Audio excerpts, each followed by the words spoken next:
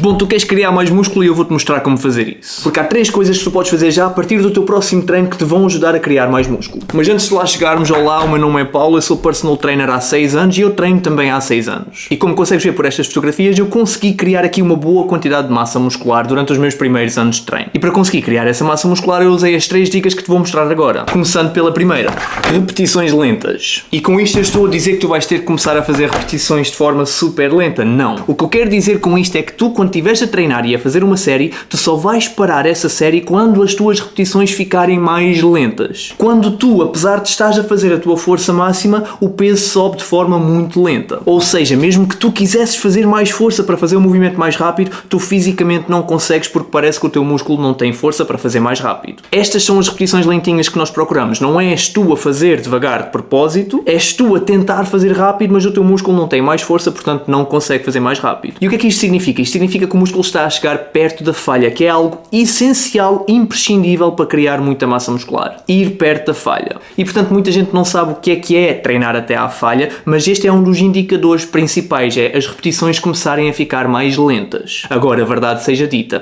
quando chegas a este ponto em que as repetições ficam mais lentas, normalmente é aqui que começa a doer e nem toda a gente tem a capacidade de enfrentar esse desconforto e continuar a fazer repetições. Portanto, se tu treinas já há 1 mês, 2 meses, tu vais ter muita dificuldade em sentir essa dor e mesmo assim continuar. Mas com o passar do tempo, tu vais criando maturidade no treino, vais-te expondo ao desconforto do treino e vais conseguindo criar aqui uma boa capacidade de lidar com essa dor. Portanto, com mais maturidade no treino, tu vais conseguir chegar cada vez mais perto da falha. E quanto mais perto da falha tu consegues ir, mais lentinhas vão ser as tuas repetições. E tipicamente, quanto mais lentinhas as tuas repetições, mais eficazes elas serão para estimular o desenvolvimento de massa muscular. Portanto, resumindo e concluindo, em todas as tuas séries, tenta fazer repetições até o movimento ficar involuntariamente mais lento. Mesmo que tu quisesses fazer mais rápido, já não conseguias. E quando chegares aí, tentas fazer só mais 1 ou 2 e depois está ótimo porque chegaste perto da falha. Agora vamos ao ponto número 2. E o ponto número 2 é o tempo de descanso. E aqui eu não te vou dar nenhuma sugestão tipo,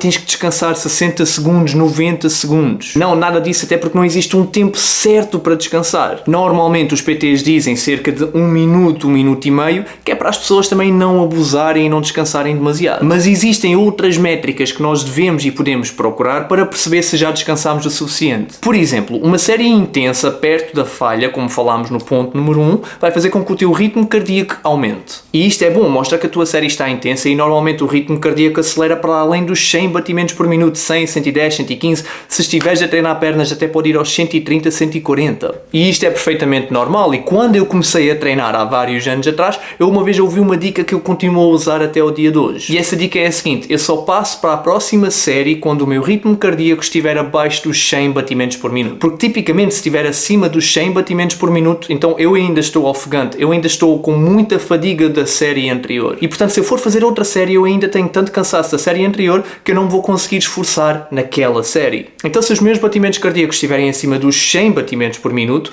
eu aguardo e espero mais um bocado. Quando eventualmente o meu ritmo cardíaco baixar dos 100 batimentos por minuto, aí sim eu vou e preparo-me para a próxima série. Oh Paulo, mas eu não tenho smartwatch para controlar os meus batimentos cardíacos. Ok, não há problema nenhum, temos outra estratégia para isso. Certamente tu tens um telemóvel com um cronómetro e a única coisa que tu tens que fazer é encontrar o teu pulso, o teu ritmo cardíaco, mais ou menos aqui, ou então também podes tentar no teu pulso, e quando encontrares o teu ritmo cardíaco, tu vais contar as pulsações durante apenas 15 segundos. Portanto, ligas o relógio, aqui ele está a contar até aos 15 segundos e até aos 15 segundos tu vais estar a contar quantas pulsações tu sentes. Quando chegares aos 15 segundos tu vês quantas pulsações contaste, vamos supor que foram 20 e multiplicas por 4. 20 vezes 4 dá 80, portanto o meu ritmo cardíaco na teoria estaria abaixo dos 100, eu estou pronto para outra série. Tipicamente para o ritmo cardíaco baixar dos 100 com uma série normal e intensa leva aqui cerca de 1 minuto e meio, 2 minutos dependendo do exercício. Porque há exercícios como o agachamento ou o peso morto ou o búlgaro ou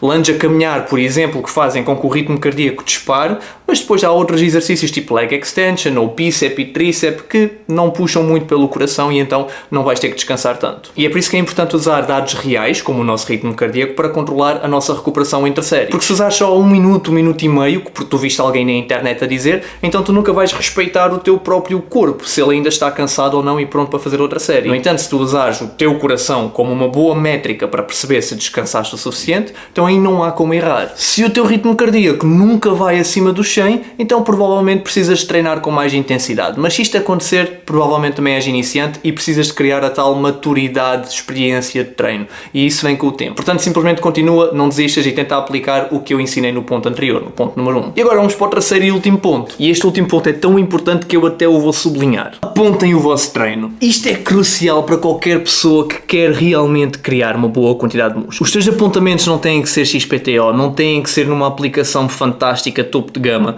Basta um apontamento simples. Também não tens que levar um caderno para o ginásio, não precisas de fazer isso. Simplesmente basta usar qualquer aplicação no teu telemóvel, tipo as notas do iPhone, acho que o Android tem algo semelhante, para manteres um registro dos pesos que estás a levantar e das repetições que fazes em cada exercício. Oh Paulo, mas eu não sei o nome dos exercícios. Ok, não tens que saber. Se estiveres a fazer um press de ombros, por exemplo, e não sabes o nome deste exercício, escreve aquele exercício em que estica os braços para cima e metes lá o peso que usaste e as repetições que fizeste. Porquê é que isto é tão importante? Porque tu, quando queres fazer um bolo, por exemplo, tu segues uma receita. Tu podes tentar fazer um bolo sem conhecimentos culinários e tentar ver se o bolo sai bem. Mas é arriscado e não sabes se vai correr bem. Corres o risco de perder 2 horas a cozinhar e depois o bolo não está nada de jeito. É a mesma coisa no treino. Tu precisas ter algo para seguir. Tu precisas de saber quantos quilos tu usaste no treino anterior para usar os mesmos quilos neste treino e tentares fazer mais repetições. Ou então, se já fizeste um número bom de repetições, tipo 3 séries de 15, então tu sabes que no próximo treino vais ter que aumentar o peso. Mas é muito importante vocês terem algum registro dos pesos que usam e das repetições que fazem, que é para tentarem progredir de tempo para tempo.